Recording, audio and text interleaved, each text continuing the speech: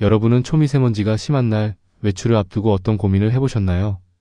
뉴스에서는 점점 나쁜 공기질이 건강에 미치는 영향을 자주 얘기하곤 하죠.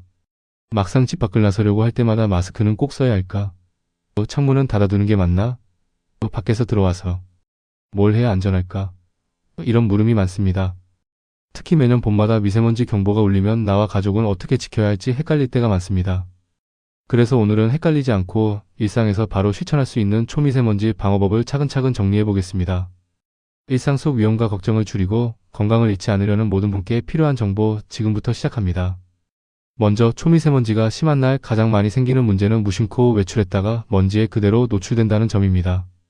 그리고 실내로 들어오면 어떻게 공기를 관리해야 할지 혹은 괜히 환기하다가 집안까지 오염되는 걸까 불안하다는 분들도 많아요. 이런 고민 앞에서 뚜렷한 기준이 있으면 실천이 훨씬 쉬워집니다.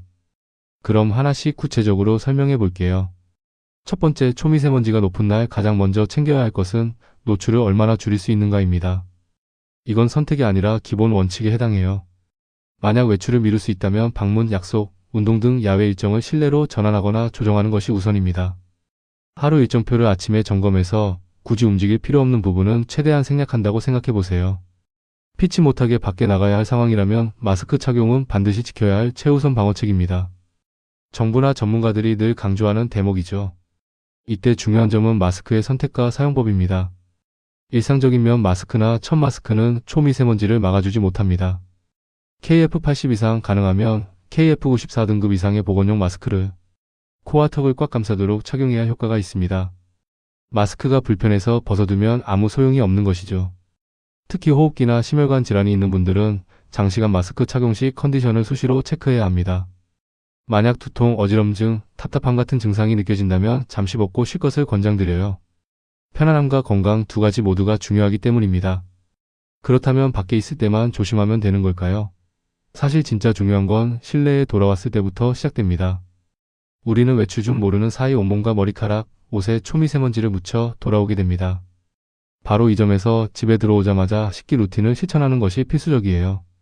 손 씻기는 기본 중의 기본이고 얼굴과 노출된 피부, 목, 눈가까지 꼼꼼하게 닦아주는 것이 좋습니다. 샤워까지 할 수 있다면 더욱 완벽하죠. 이런 습관은 여러 보건 권고 지침들에서 반복적으로 강조되며 어린아이부터 어르신 온 가족이 함께 실천해야 효과가 커집니다. 그 다음 단계가 바로 실내 공기질 관리입니다. 많은 사람이 공기청정기만 켜면 모든 문제가 해결된다고 착각하지만 실제로는 주기적인 환기가 꼭 필요합니다. 미세먼지는 작은 틈을 비집고 실내로 들어오며 사람이 실내에서 쉽게 배출되는 이산화탄소나 각종 오염물질도 환기를 통해 내보내야만 집안이 쾌적해질 수 있거든요. 단 환기 시간은 초미세먼지 농도가 낮은 때를 골라 510분 짧게 여러 번 실행하는 것이 좋습니다. 실외 농도를 체크할 수 있는 앱이나 기기를 활용하면 효과적입니다. 또 하나, 집안 청소 역시 신경 써야 하는 중요한 포인트입니다.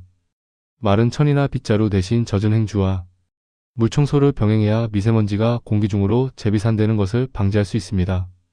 바닥, 창틀, 테이블, 특히 오랜 시간 손이 닿는 곳은 물걸레질을 자주 해주는 것이 안전합니다. 간단히 습도가 유지되도록 빨래를 실내에서 널거나 공기청정기의 제품 가이드를 참고해 가습 기능을 병행하는 것도 한 방법입니다. 여기서 한 가지 더 체크해야 할 부분이 있습니다. 바로 우리 주변 학교, 학원, 사무실 등의 실내 공기 기준이 강화되고 있다는 점입니다. 최근 정책 자료를 보면 초미세먼지에 대한 법적 기준이 점점 엄격해지고 이런 기준들이 실생활 공간에 직접 적용될 계획임을 알 수 있습니다. 예를 들어 학원의 초미세먼지 기준이 훨씬 강화되어 앞으로는 학생들이 조금 더 안전한 환경에서 공부할 수 있게 됩니다.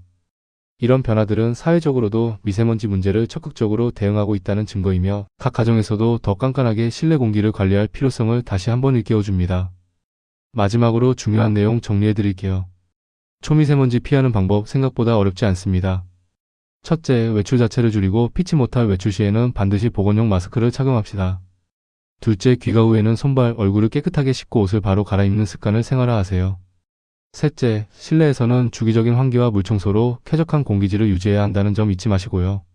이 루틴을 매일 반복하면 미세먼지 걱정을 훨씬 줄일 수 있고 가족 건강이 지켜집니다. 오늘 방송 내용이 도움이 되셨다면 구독과 좋아요 꼭 부탁드립니다. 여러분의 일상, 건강을 지키는데 앞으로도 유용한 정보로 다시 찾아올게요.